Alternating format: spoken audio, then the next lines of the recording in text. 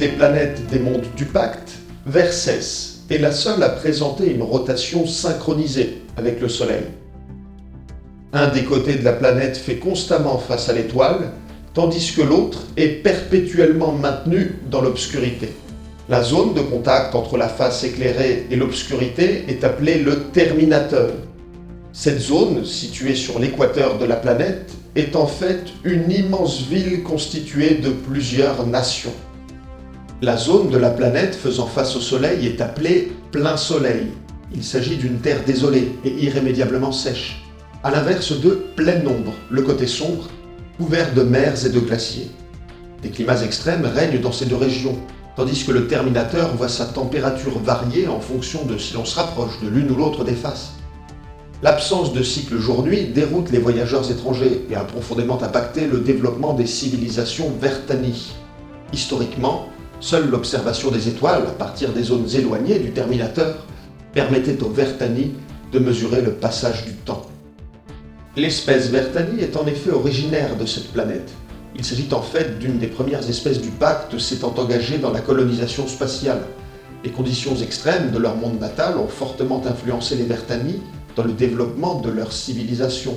Obligées de se partager un territoire très étroit, les nations Vertani ont très tôt compris l'intérêt de la coopération internationale. L'Anneau des Nations, sorte de fédération planétaire des différentes nations de Versès, est aujourd'hui perçu comme un modèle de démocratie à travers toute la galaxie. Les Vertani sont des humanoïdes de grande stature, aux traits relativement fins. Cette apparence physique ainsi que leur capacité à la discussion expliquent le stéréotype populaire qui les présente comme étant davantage diplomates que guerriers. Une des caractéristiques les plus importantes des Vertani reste leur peau. Ils peuvent en effet changer la couleur de leur peau et même créer des motifs sur cette peau, motifs qu'ils peuvent modifier à volonté. Si les Vertani représentent l'essentiel des habitants des cités tentaculaires du Terminateur, les autres espèces du pacte sont elles aussi très courantes. On trouve aussi des habitants particuliers comme les Strix qui résident à Kidel, une immense tour située en plein soleil. Les Strix sont avenants mais refusent catégoriquement de donner quelque information que ce soit à propos de leur vie à l'intérieur de la tour. Une autre espèce spectaculaire bien connue dans la culture populaire du pacte, les frères de sang, en pleine ombre. Cet animal, mi-humanoïde, mi-arthropode, de 4,5 mètres de long, possède une cage thoracique au niveau de son buste qui lui permet d'immobiliser ses proies et d'ingérer leur métabolisme afin d'en retirer des nutriments. Une proie peut survivre de cette façon pendant plusieurs mois, son énergie étant peu à peu drainée. Le métabolisme des frères de sang repose en grande partie sur leur proie, puisque c'est ce parasitisme qui leur permet de maintenir la température corporelle de leur corps. Si leur mode de vie spectaculaire pousse la plupart des espèces intelligentes à les supprimer à vue, les frères de sang ont en fait une intelligence comparable à celle d'un être humain. Ils n'utilisent pourtant pas d'outils et ne communiquent pas par le langage, même s'ils sont capables d'en apprendre. Au niveau politique, ce sont 27 nations qui composent l'Anneau des Nations, une fédération qui rassemble l'ensemble des entités politiques du Terminateur. Il faut noter que l'Anneau des Nations est à l'origine des Intendants, cette organisation qui assure aujourd'hui la sécurité des mondes du pacte dans leur ensemble. Très rapprochés, les peuples de ces nations sont en interaction constante, ce qui explique une certaine homogénéité culturelle. Aujourd'hui, l'anneau est composé d'une seule et unique grande zone urbaine faisant le tour du globe. Les anciennes castes versistes n'ont plus vraiment cours et sont surtout invoquées comme étant des artefacts culturels identitaires. Par ailleurs, la plupart des habitants de la planète pratiquent la polygamie. Éloignés de l'anneau, il existe d'autres nations nommées renégates, qui rejettent toute autorité et revendiquent leur indépendance. Ces groupes vivent à la frontière du Terminateur, voire en pleine ombre ou en plein soleil. Les membres de ces groupes sont considérés comme étant rétrogrades par les habitants de l'anneau.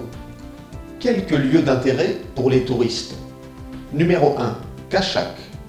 Une des nations de l'anneau, épicentre planétaire des améliorations cybernétiques.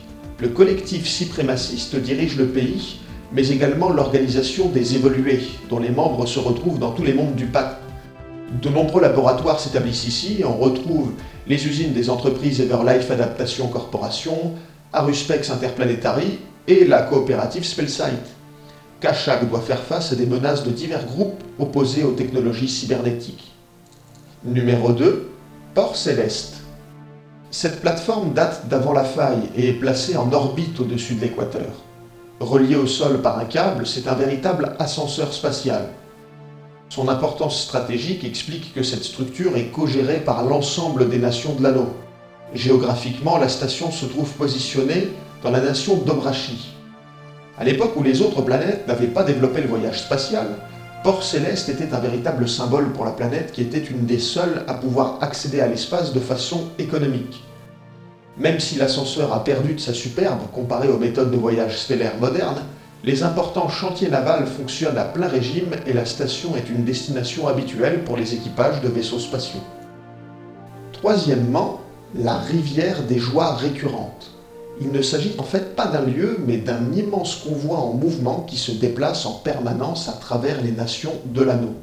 Autrefois utilisé pour assurer la communication entre les nations éloignées, le rôle actuel de la rivière est plus culturel qu'autre chose désormais.